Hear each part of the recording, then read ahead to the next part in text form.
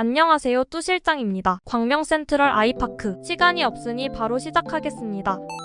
결론 먼저 말씀드릴게요. 청약 신청하시면 절대 안 됩니다.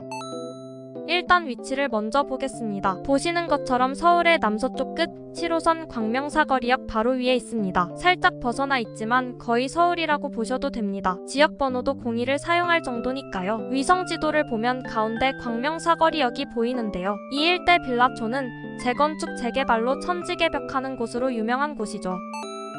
자, 이제 광명 센트럴 아이파크 청약을 하면 안 되는 이유 시작하겠습니다. 평형별로 공급 세대수와 분양가를 보면 광명을 잘 모르시는 분들은 광명이 이 정도인가 싶을 정도로 비싸다고 느낄 수 있는데요. 차례대로 살펴볼게요. 정확한 비교를 위해서 비슷한 위치의 신축 아파트만 보겠습니다. 18평을 먼저 보면 아래쪽 길 건너 신축 단지보다 1억 정도 비싸네요. 20평을 보면 위쪽에 같은 해 입주하는 광명자이더샤 포레나보다 1억 3천이 비싸고 아래쪽 길 건너 신축 단지보다 최대 1억 8천이 비싸네요. 24평을 보면 오른쪽에 같은 해 입주하는 철산자이더 헤리티지보다 8천만 원이 비싸고 아래쪽 신축 단지들보다 최대 1억 9천이 비싸네요. 그런데 이 9억 4천은 뭘까요? 비슷한 입지지만 클래스가 나뉘는 걸까요? 그래서 일단 매물과 실거래 현황을 살펴보면 가장 저렴한 매물은 고층 9억 9천이고 실제로 올해 5월에 9억 4천에 거래가 되었네요. 그렇다면 다른 아파트들은 어떨까요? 신축 24평 네이버 부동산 매물을 비교해보겠습니다. 방금 보셨던 철산 롯데캐슬 SK뷰 클래스티지는 9억 9천부터 매물이 있고요. 다른 아파트들을 살펴보면 7억대, 심지어 조금만 더 내려가면 6억대도 있는 것을 볼 수 있습니다. 광명 푸르지오 포레나는 저층을 빼더라도 고층이 7억 7천에 나와 있고요. 호반 서밋 그랜드 에비뉴는 중층이 6억 7천에 나와 있네요.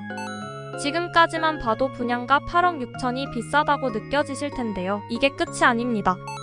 광명 센트럴 아이파크의 동호수 배치도인데요. 홈페이지에는 이미지 복사를 막아놔서 조금 흐립니다. 위쪽을 보시면 연두색과 보라색이 전용 59, 24평입니다. 여러분들은 연두색과 보라색이 금방 보이시나요? 일단 좌우로 고층과 중층에 하나씩 숨어 있는 게 보이고요. 나머지는 1층에서 6층까지 밖에 없습니다. 전체적으로 봐도 소형 평수는 층수가 골고루 있지만 사람들이 선호하는 평형은 다 저층밖에 없습니다. 아까 전에 이게 끝이 아니라고 했던 이유는 무려 저층 분양가가 주변 신축의 고층보다 비싸다는 겁니다. 하지만 아직도 끝난 게 아닙니다.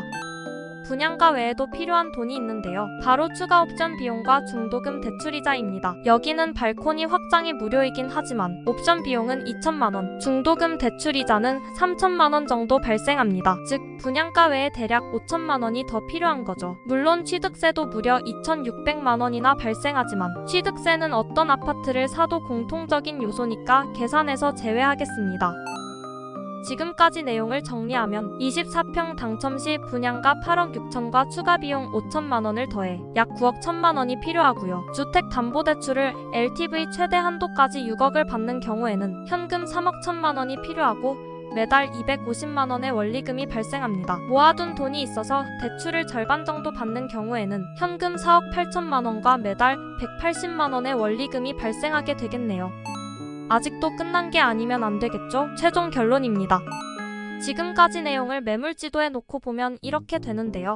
2025년식 저층 9억 1천만 원, 2024년식 중층 6억 7천만 원, 2023년식 고층 7억 7천만 원. 여러분들은 어떻게 생각하시나요? 물론 학군이나 상권, 임장을 가봐야만 알 수 있는 주변 환경은 고려하지 않았지만 가격 차이가 너무 크게 나고 층수도 너무 아쉽네요. 지금까지 뚜 실장이었습니다. 영상이 마음에 드셨다면 구독 부탁드리고요. 다음에도 유익한 영상으로 인사드리겠습니다. 여러분의 내 집 마련을 응원합니다. 오늘도 행복한 하루 되세요.